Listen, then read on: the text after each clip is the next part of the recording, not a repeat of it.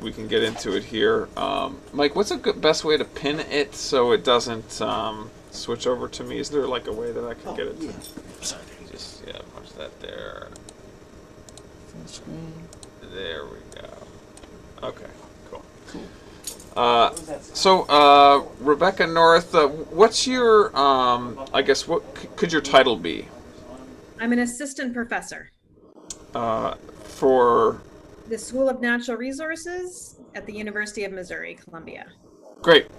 I'm reaching out to you because I saw the email and it was interesting. We have some issues with blue-green algae, toxic algae here in upstate New York, and the Finger Lakes just started to recently become an issue. So it caught my eye. I'd love to hear a little bit about your work with it and how you guys are trying to work to solve the problem.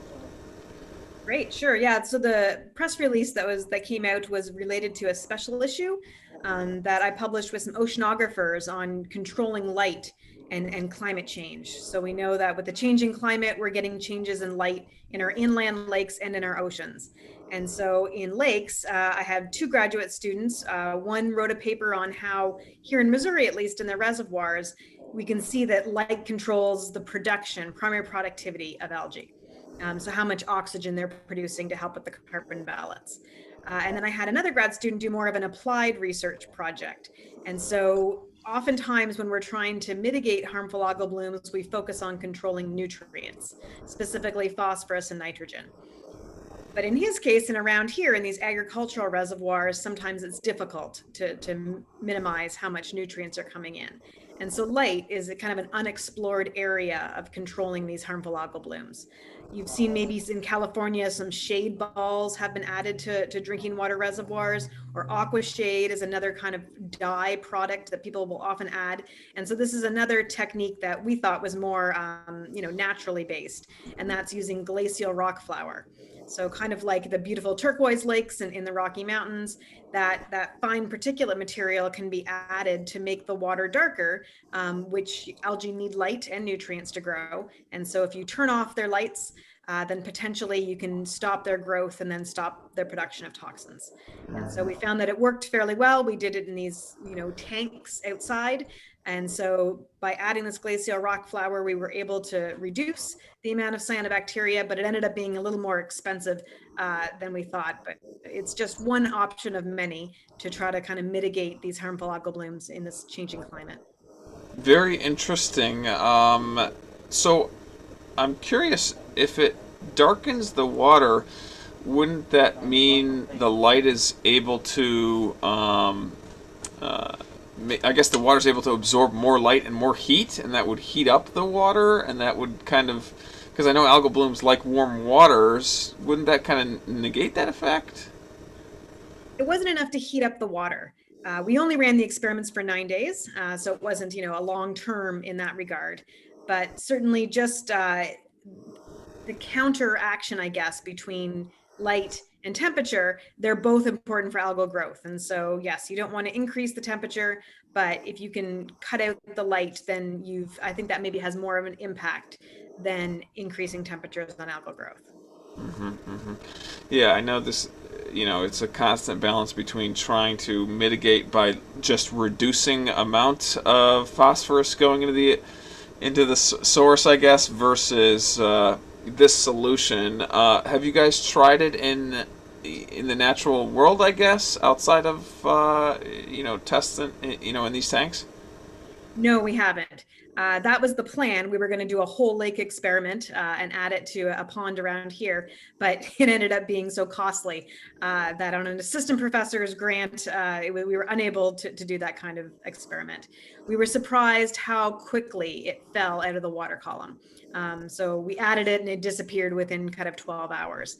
So we didn't think it was feasible on a large scale like that. But that usually it's an advised next step for these type of experiments, is to try them on whole lakes. Mm-hmm. Right. And yes, so where did you guys get the material that is so expensive? We just bought it commercially. So we just, Googled glacial rock flour, and there's a company that gets it from some Marines in the Western Rocky Mountains in Colorado, and so they usually sell it to gardeners, etc., as kind of a fertilizer. Though it doesn't actually contain a lot of phosphorus. We did measure that to make sure we weren't adding phosphorus with changing the light, and it didn't seem to be the case. But that is how it's marketed and sold, and so we just ordered bags of it. We did the experiment at the Kansas Biological Survey in Kansas, so had it all shipped there. Interesting. Yeah, so maybe a future application of putting it in there when you have 3 90-degree days in a row and there's a lot of sun kind of thing. Like, I guess, what's the future, do you think, for this? Typically, we see blooms happening at the end of the summer. And so August, September, when things start calming down as well, blooms also like really stable waters. And so things that are not too windy or turbulent. And so, knowing when and where you expect to see the bloom and then kind of reacting to that with this. It did take effect within 24 hours. So it could be kind of a quick response.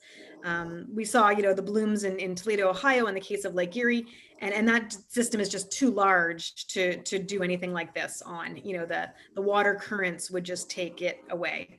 So it can only be really applied to kind of small drinking water reservoirs or small contained systems. Interesting. Okay. Are there any other, I guess, future? I know you kind of mentioned you want to, test this out in the natural world, so to speak. But is there any other, future plans that you guys have for combating algal blooms? I think one of the things we're looking at is the role of light. And so a lot of our land use practices are to reduce erosion, which is great. And that also cuts out the nutrients. But in some cases, it also makes the water clearer. And so maybe that's not an overall net good thing. Maybe having a little bit of that dirt and turbidity in the water could help control blooms in terms of light control. Yes. So when people think light control or they see light control, they think of, solar panels that are going above our heads that are darkening the sky. That's not what you guys are thinking at all, right? No, underwater light. Okay. So after it reaches the surface of the water, how much is getting down into the water column where the algae live? Right, because I know that word geoengineering is kind of a hot word right now. But would you guys put yourself in that category, or are you guys trying to go more of like a natural path? Well, this definitely falls in the geoengineering category. I mean, we're manually adding something to lakes to change the environment, and so that definitely would be falling into that category. Yes. But we're Right. hoping that by not adding a dye or something that this, because we know glacial lakes are natural and they function well and have good fish populations, et cetera, that this would be a non-invasive, non-toxic approach. Cool. Okay, great. I think that's all I have. Is there anything else you might want to add? I just think that in the future, with changing climate, we're going to have more of these harmful algal blooms. They're going to occur more often in more places and potentially be more toxic. So it's important that we come up with some creative solutions to be able to solve this problem. Fantastic. Okay. Well, thank you so much for speaking with me. I appreciate the time, and that should be it for me. So, again, thank Yeah, you. one other local fact that I don't know if you're interested or that was the reason is Jacob Gaskill, the PhD student of mine, is from Syracuse, New York. Oh, really? Okay, cool. Yeah, it's his hometown. I didn't know if that was any relation or just, No, so yeah, Syracuse, there's a bunch of waterways around there that they close almost every single year because of toxic algae. I know a lot of beaches over there that close because they simply, every end of August, September, they always close, which is unfortunate because, a lot of the Great Lakes around here used to be pristine and we thought they could never be touched by this, but lo and behold, over the past 5 or so years, it's been a real problem. yeah, no, I can appreciate that. I grew up on the other side of the pond, so I'm from Belleville, Ontario, on Lake Okay. Ontario, and so grew up in Bay of Quinte, and they have a lot of harmful algal blooms there as well. Probably a big reason why I went into this line of research. Very cool. Great. Okay, well, thank you again. I appreciate it, and have a good rest of your day. Sounds great. Thank you.